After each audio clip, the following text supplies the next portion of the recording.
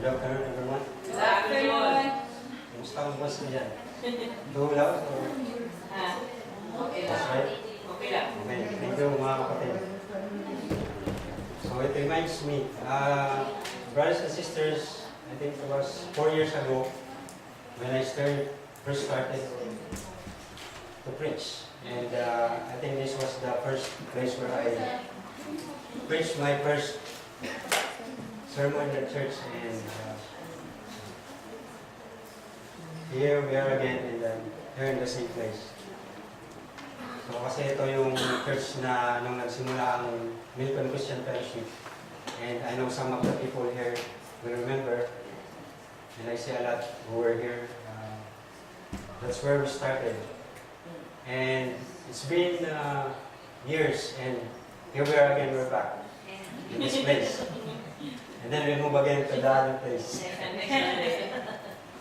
So, today, brothers and sisters, there's so many things going on in the church. And I think this message for today is just a good reminder for all of us that what did Jesus really want? Ano ba talaga ang gusto niya? And I want to, this story probably will remind all of us. Bakit ba tayo nandito? Ano bang ginagawa natin ngayon?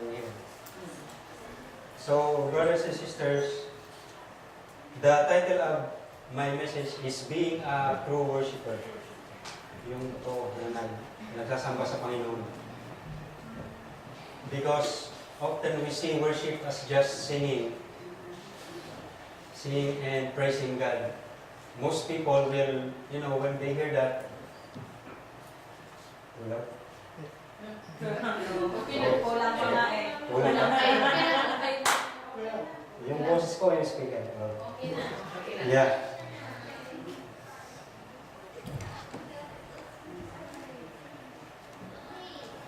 Because that's what we think.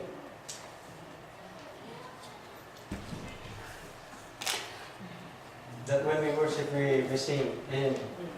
But clearly the Bible doesn't say it's not just about singing, but it has many other things when we say worship. So I would like to call somebody to please read our verse for today. It's in the book of John, chapter 4.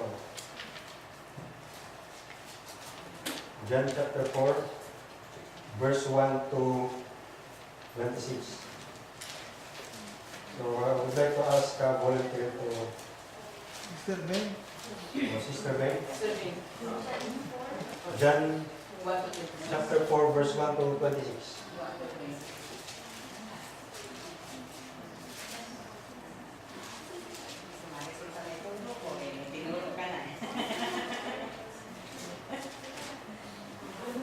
Sigurado may John dyan. John.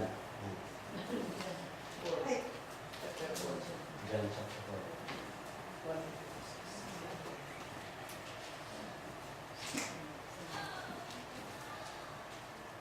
Can I please ask everyone to stand up to give reverence to the word of the Lord? Christ witnesses to the woman at the well. John 4. Therefore, when the Lord knew that the Pharisees had heard that Jesus made and baptized more disciples than John, he left Judea and departed again to Galilee. But he needed to go through Samaria. So he came to a city of Samaria, which is called Sychar, near the plot of ground that Jacob gave to his son Joseph. Now Jacob's well was there. Jesus, therefore, being wearied from his journey, sat thus by the well. It was about the 6th hour. A woman of Samaria came to draw water. Jesus said to her, "Give me a drink," for his disciples had gone away in the city to buy food. Then the woman of Samaria said to him, How is it that you, being a Jew, ask a drink from me, a Samaritan woman? For Jews have no dealings with Samaritans. Jesus answered and said to her, If you knew the gift of God and who it is who says to you, Give me a drink, you would have asked him, and he would have given you living water." The woman said to him, "Sir, you have nothing to draw with, and the well is deep. Where then do you get that living water? Are you greater than our father Jacob, who gave us the well and drank from it himself, as well as his sons and his livestock?" Jesus answered and said to her, "Whoever drinks of this water will thirst again, but whoever drinks of the water that I shall give him will never thirst. But the water that I shall give him will become in him a fountain of water, springing up into everlasting life." The woman said to him, "Sir, give me this water, that I may not thirst, nor come here to draw." Jesus said to her, "Go call your husband and come here." The woman answered and said, "I have no husband." Jesus said to her, "You have well said, I have no husband. For you have had 5 husbands, and the one whom you now have is not your husband. In that you spoke truly." The woman said to him, "Sir, I perceive that you are a prophet. Our fathers worship on this mountain, and you Jews say that in Jerusalem is the place where one ought to worship." Jesus said to her, "Woman, believe me, the hour is coming when you will neither on this mountain nor in Jerusalem worship the Father. You worship what you do not know. We know what we worship, for salvation is of the Jews. But the hour is coming, and now is when the true worshippers will worship the Father in spirit and truth, for the Father is seeking such to worship him. God is a spirit, and those who worship him must worship in spirit and truth." The woman said to him, "I know that Messiah is coming, who is called Christ. When he comes, he will tell us all things." Jesus said to her, "I who speak to you am he." Bless the Lord. Bless the word of the Lord. Thank you, Sister Frank. Let us bow our heads and let us pray. Lord, thank you once again for giving us this word, O Lord. May you guide us, Lord. Give us your wisdom and understanding as we study your word, O Lord. Make us not just hearers of your word, but doers as well. This we pray in this name.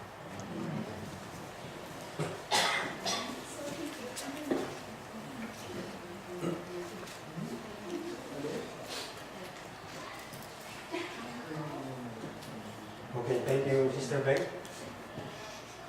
So, brothers and sisters, that was the story.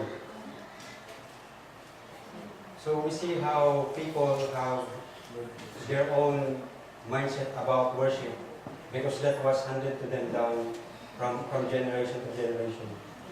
Just like the story of this happened in Canada, where you know what is a lighthouse, right?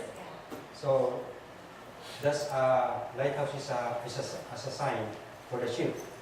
So there was a story here in Canada. It happened in 1995, and there was the conversation between the American and the Canadian. It says, "Please divert your course 15 degrees north to avoid collision." And the Canadian said, "Recommend you divert your course 15 degrees to south to avoid collision." And the American said, "This is Captain of the U.S. Navy. I say divert your course." And the Canadian said, "No, I say again, you divert your course." And the American said, "This is the aircraft carrier USS Lincoln, second largest ship in the United States. You have to divert your course, or we will do countermeasures will be undertaken to ensure the safety of the ship." And then the Canadian said, "This is a lighthouse, your port." So what do you think? You know, sometimes we think that we are so great, and we are hindi tayo pwedeng banggay ng kahit sino. Yeah. But brothers and sisters, we know our limitations, right? In this story, this captain of the ship thought that he's powerful and he can do so many things. But he did not realize that how powerful he is. he still have to follow the, the lighthouse, right?